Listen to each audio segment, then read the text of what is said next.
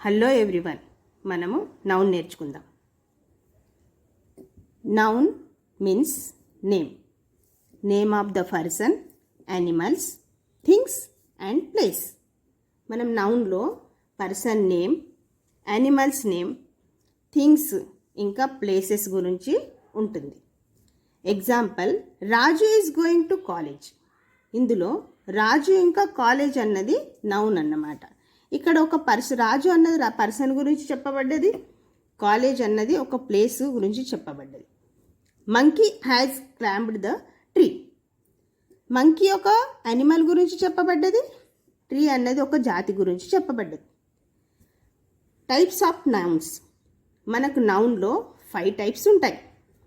Proper noun, common noun, collective noun, material noun, abstract noun. ఇవి 4 nouns ఏమో concrete noun అని అంటారు. First 4 ఏవైతే ఉన్నాయో దాన్ని concrete noun or solid noun కూడా అంటారు. ఎందుకంటే means which can be the touch and see. ఏ దాన్ని అయితే మనం టచ్ చేయగలుగుతామో, చూడగలుగుతామో అలాంటి వాటికి మనము కాంక్రీట్ నౌన్ అని అన్నారు. Abstract noun. ఇది ఏదైతే టచ్ చేయబడడం కానీ చూడడం జరగదు, దాన్ని అబ్స్ట్రాక్ట్ నౌన్ అంటారు. ఎందుకంటే ఇది భావాలతో సంబంధించింది. మనము ఫస్ట్ ఇప్పుడు ప్రాపర్ నౌన్ చూద్దాం. Proper noun means particular or specific name. మనం ప్రాపర్ నౌన్లో ఎప్పుడైనా పర్టికులర్గా నేమ్ తీసుకోవడం, ఇంకా స్పెసిఫిక్ నేమ్ అన్నది మెన్షన్ చేయబడుతుంది. Ambani is a rich person in India. Ambani ఒక పర్సన్ నేమ్, ఇండియా ఒక కంట్రీ నేమ్. ఇదేంటంటే స్పెసిఫిక్గా మెన్షన్ చేయబడుతుంది, ఇంకా క్యాపిటల్లో రాస్తారు. Kashmir is the famous for Apple. Kashmir ఒక ప్లేస్ నేమ్, యాపిల్ ఒక ఫ్రూట్ నేమ్. ఇది స్పెసిఫిక్గా మెన్షన్ చేశారు. కానీ కామన్ నౌన్ అన్నది ఏంటంటే మనకు జనరల్ నేమ్ అన్నమాట. జనరల్ నేము, అన్స్పెసిఫిక్ నేమ్. అంటే మనం ఏంటంటే మ్యాన్ అని అన్నప్పుడు దానికి ఏంటంటే ఆ పర్సన్ మ్యాన్ అని చెప్పినాక మనకి ఏంటంటే అక్కడ మనం పర్సన్ నేమ్ చెప్పట్లేదు, ఒక జాతిని తెలుపుతున్నారు.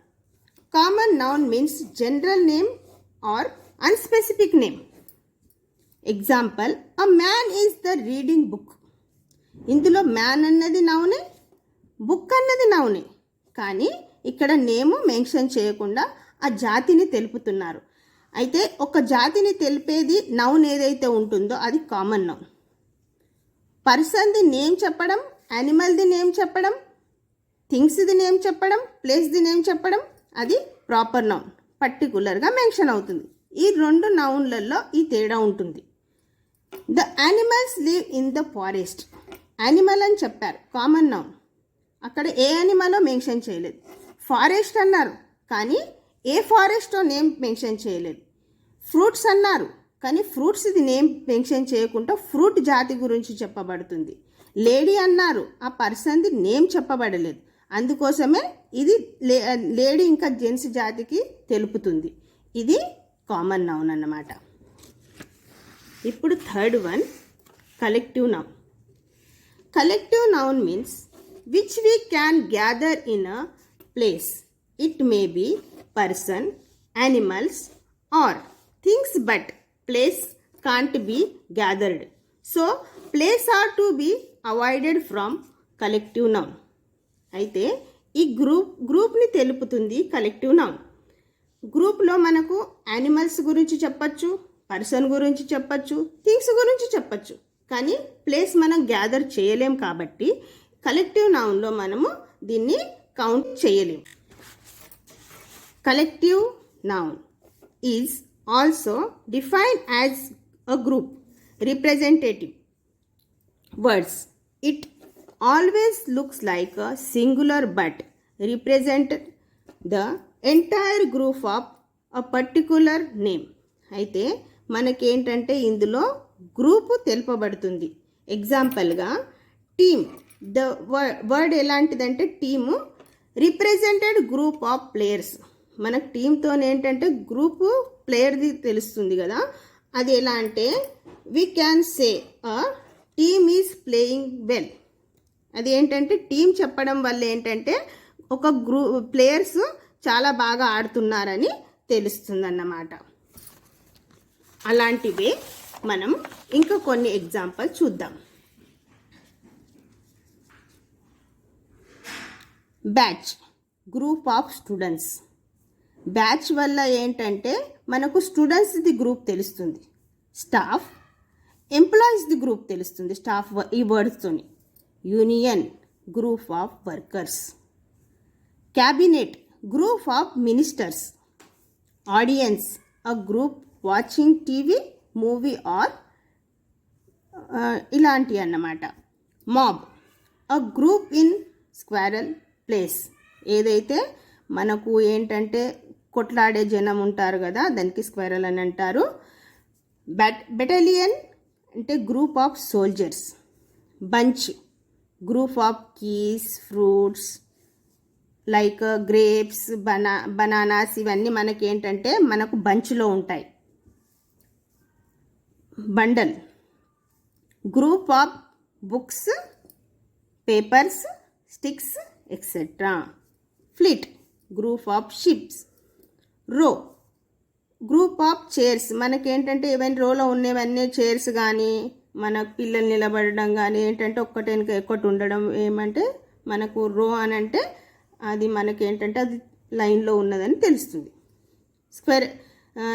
Squadron, group of planets. Flock, group of sheep. Cattle, group of cows. Heap, group of stones, sand, grains.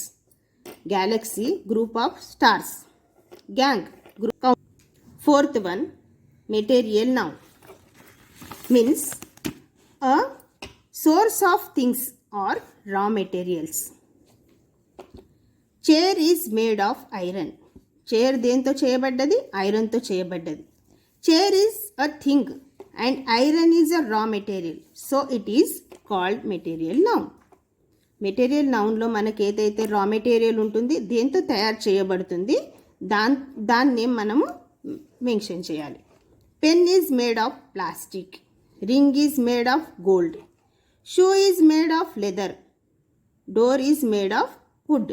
ఇందులో ప్లాస్టిక్, గోల్డ్, లెదర్, వుడ్ ఏ దాంతోనైతే చేయబడ్డాయో ఇవి మెటీరియల్ నౌన్. ఇప్పుడు మనం నేర్చుకున్న 4 నౌన్స్ ఇవన్నీ కాంక్రీట్ నౌన్ కిందికి కౌంట్ అవుతాయి.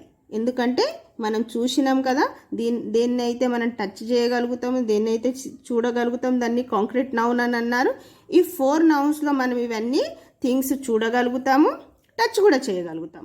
కానీ ఇప్పుడు మనము అబ్స్ట్రాక్ట్ నౌన్ చూస్తాం. అబ్స్ట్రాక్ట్ నౌన్లో మనం ఏంటంటే దాన్ని చూడలేము, టచ్ చేయలేము. అది భావాలకు సంబంధించి ఉంటుంది కాబట్టి ఇది కాంక్రీట్ నౌన్ కిందికి కౌంట్ అవ్వలేదు. It is the quite opposite to concrete noun. Abstract noun means which we can touch and see, just we can feel it. All humans emotions or feeling are known as the abstract noun. Example, angry, fear, beautiful, ugly, courage, sympathy, jealousy, coward, wisdom, honesty, etc. Let us discuss about angry. Angry, can it be see? Can it be touch? No. మనము కోపాన్ని touch చేయడం కానీ చూడడం కానీ కుదరదు. మనకెవరికన్నా దెబ్బ తగిలిందన్నా కానీ అది ఎంత తగిలింది, అది ఎంతవరకు దాన్ని టచ్ చేసి మనము తెలుసుకోలేము, ఎంత నొప్పి ఉంది. అందుకోసమే ఇవి భావాలకు సంబంధించి ఉంటాయి కాబట్టి ఇది కాంక్రీట్ నౌన్ కిందికి కౌంట్ అవ్వదు. అందులో మనకు సెంటెన్స్లో గుర్తుపట్టాల్సింది ఏంటంటే మనకు ఇమోషన్స్కు సంబంధించిన వర్డ్స్ మనం ఇందులో గుర్తుపట్టాలి. అదే అబ్స్ట్రాక్ట్ నౌన్. మీకు అనుకుంటాను మీకు అందరికీ ఇది నౌన్ బాగా అర్థమైంది అనుకుంటాను. Thank you.